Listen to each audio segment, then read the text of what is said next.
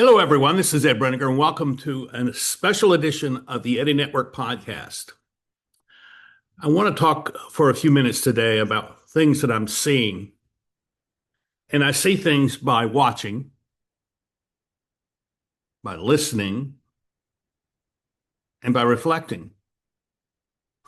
All three of those skills, and they are skills, they're not just things that happen.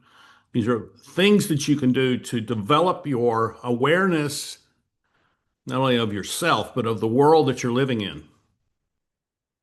And if you're not developing these three skills of watching or seeing, watching, listening, and reflecting, as my friend John Sod has told us on my interview with him several weeks ago, then you're not going to be able to see what you need to see as we go through this time of tremendous chaotic change.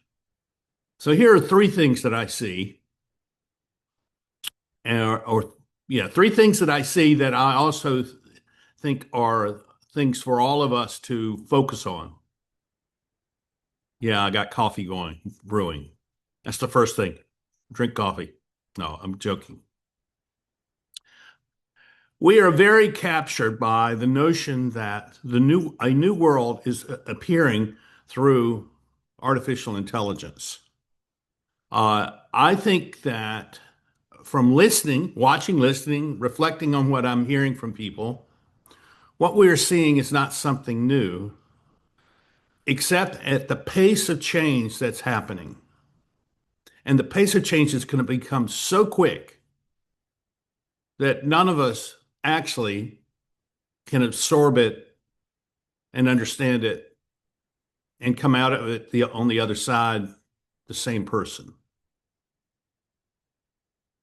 What is driving this are two things, which I've seen for 40 years.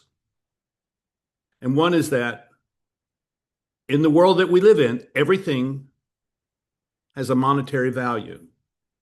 Every person, every function, every location, every city, neighborhood, house, room has some kind of monetary value placed on it.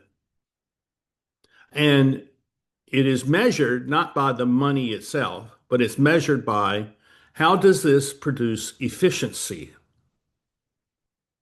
Now, efficiency can be defined in many ways, and I'm sure there are many of you who will challenge my notion here, but I am convinced that our obsession with monetization and efficiency is actually destroying the world we live in. And I think it will only accelerate. But what is it? What is it? And this is my second point. What is being destroyed? I think what is being destroyed are what are called mediating resources. In the 1970s, a sociologist and a theologian, Peter Berger, a sociologist, and Richard John Neuhaus, a theologian, produced a book called To Empower People. And it was about the mediating structures of modern society. And these mediating structures were established to help people, families, local communities deal with the overwhelming nature of the structure of society being that of large organizations, large centralized organizations of business and of governance. If you are familiar with my two global forces idea, the one of the global forces is that of centralized institutions of governance and finance. And the other global force is that of decentralized networks of relationships. These mediating structures that Berger and Newhouse talked about in the mid 1970s were places like families, neighborhoods, clubs, bars, places where human beings gathered, talked, maybe did work together. Think of every nonprofit in your local community as a mediating structure. It mediates how people relate to one another. It mediates how they relate to the structures of the world.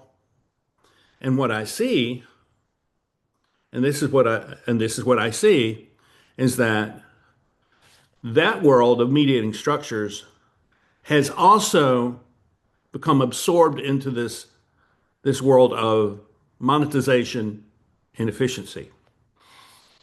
So if you're an individual, say an individual artist, and this is the conversation I had with some people back in February. If you're an individual artist looking for resources, financial resources to produce an art installation, meaning there's a group that has offered their space to you to do an art installation of several pieces of art to come in there, and they're asking you to do this, but they don't have the money, the resources to pay you to do this, so you have to go out and find the money elsewhere.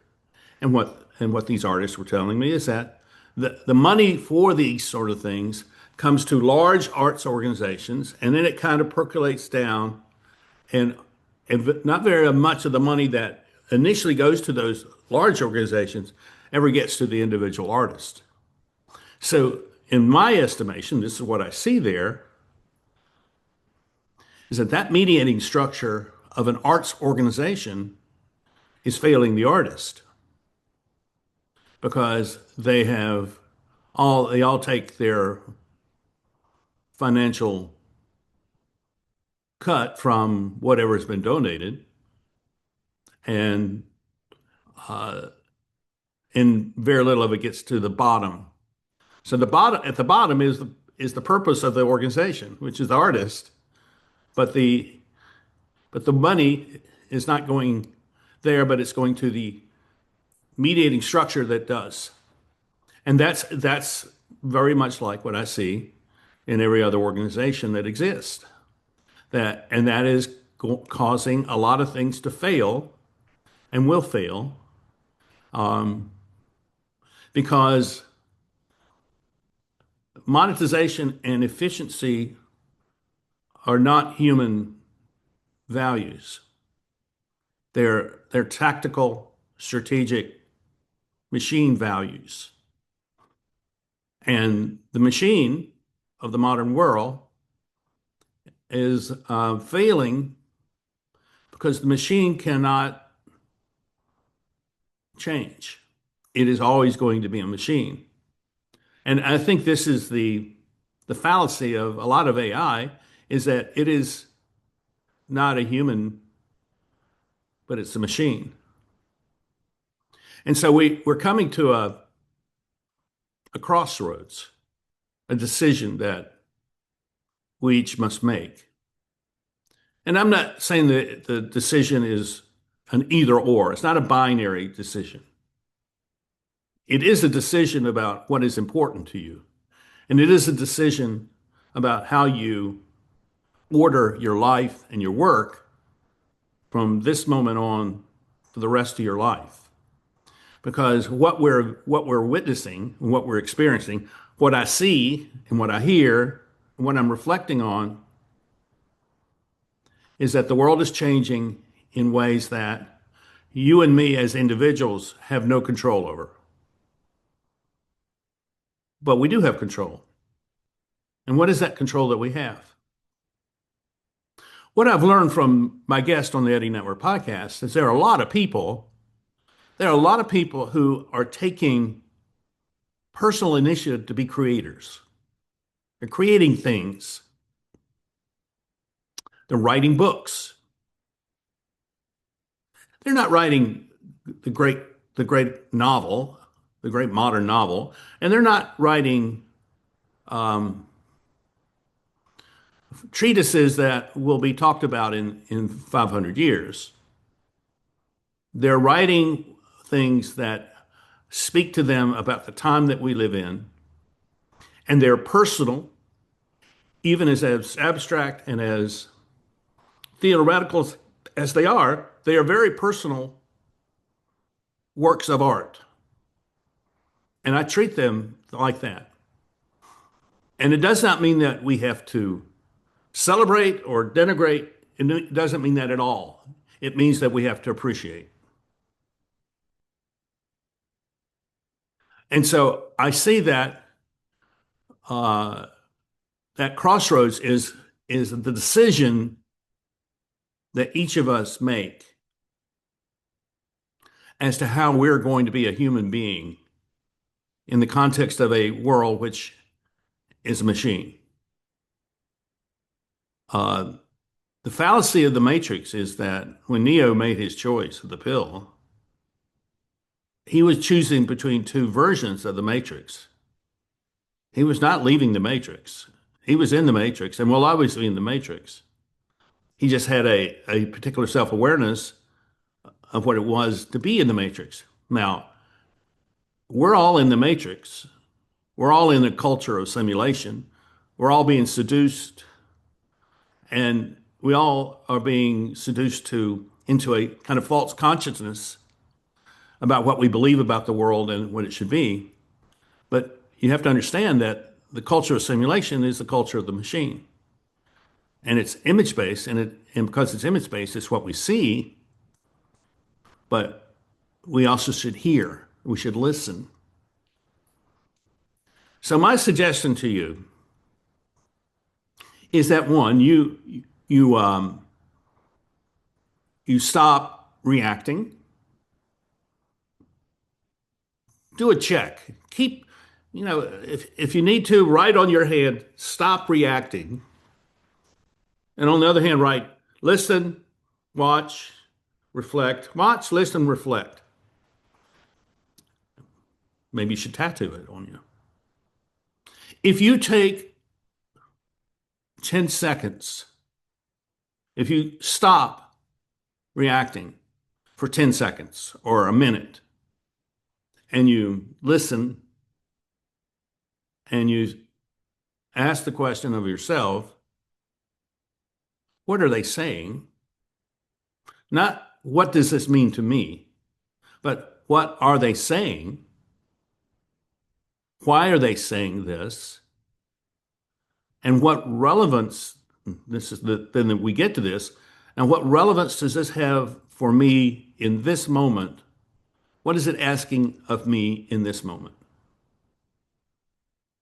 That's how we watch, we listen, and reflect. If you can learn to do this, and I don't expect 10% of you to do this because you don't think that you need this. I tell you, you do because you're at a crossroads and you just can't see it because you're not looking for it. You're trying to master, you're trying to master the works of the machine because you think that's the way you're going to get ahead. But you have to understand that you have been identified, I have been identified as simply a monetized resource. And when our usefulness has been decided it's over, we will be discarded. And that discarding of people is happening. I heard of one large corporation had released 80,000 people. Ponder that for a moment. These are 80,000 people who were receiving paychecks. Let's say they were averaging 50,000 a year. That's 50,000 they will not have over the next 12 months.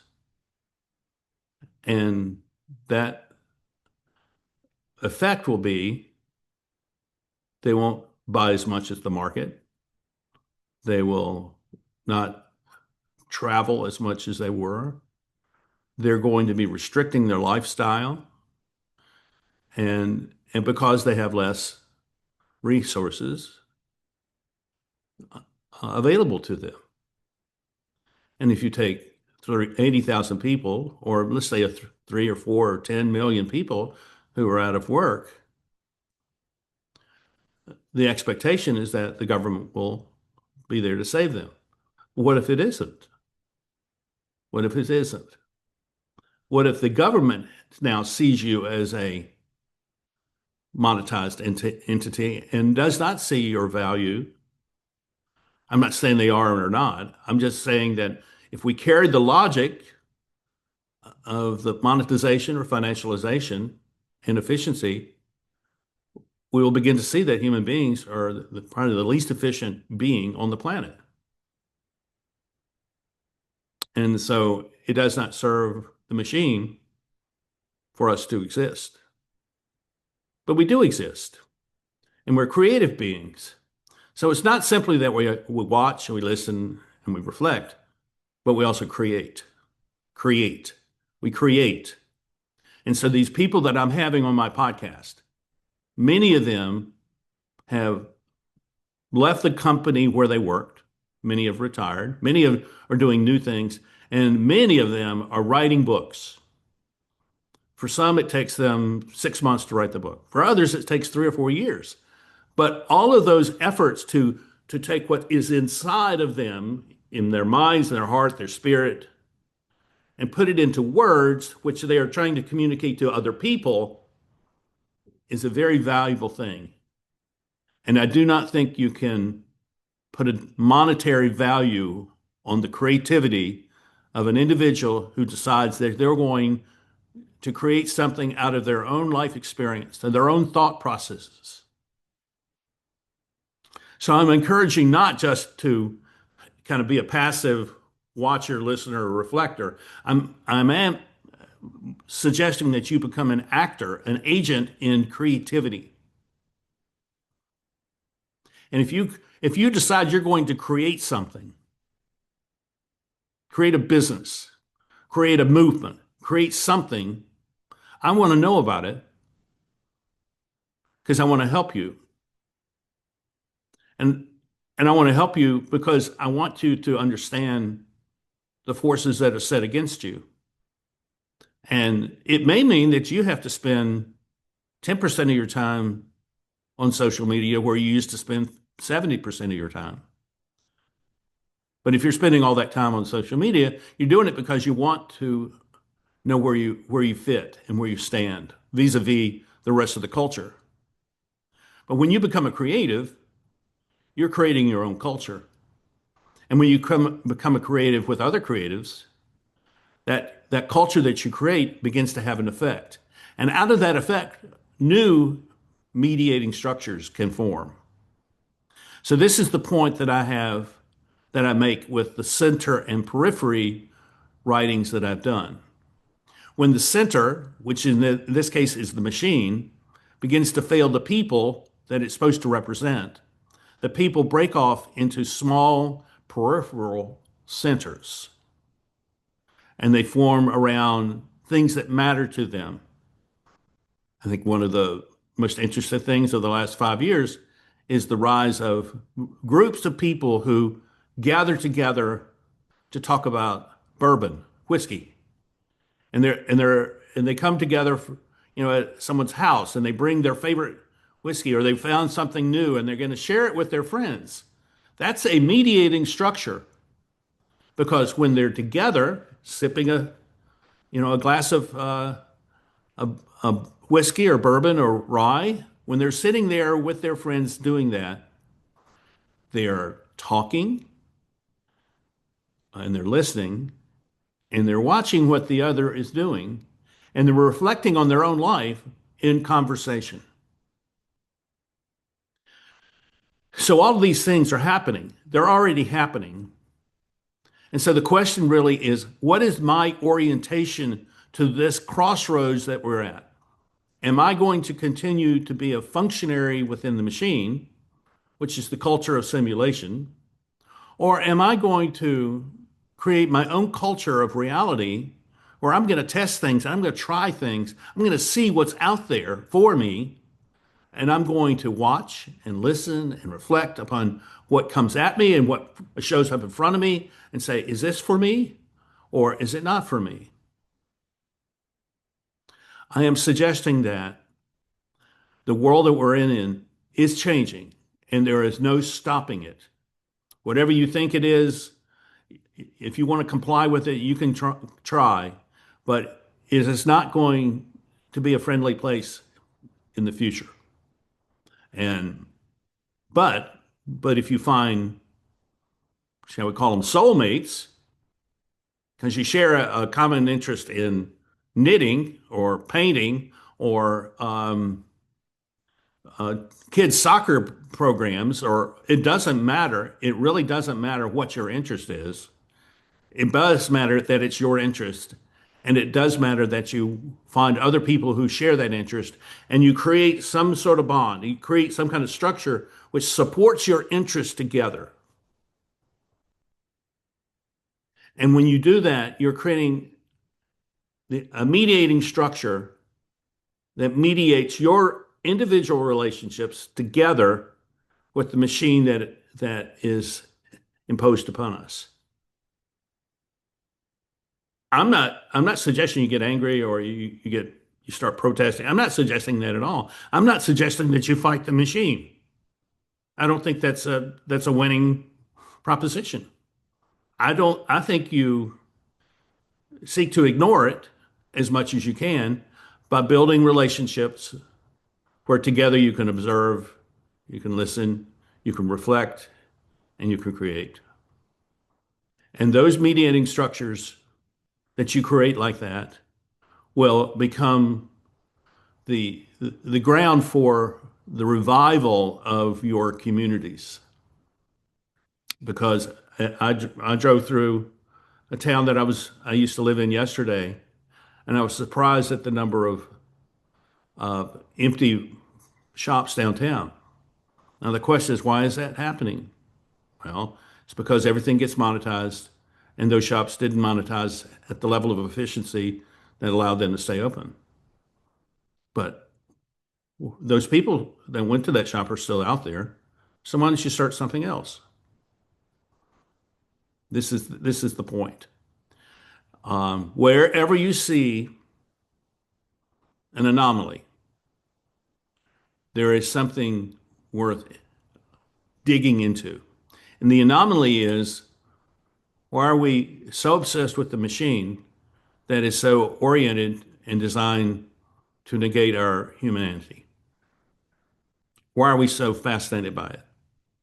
And I think it's because we don't know any other way of being.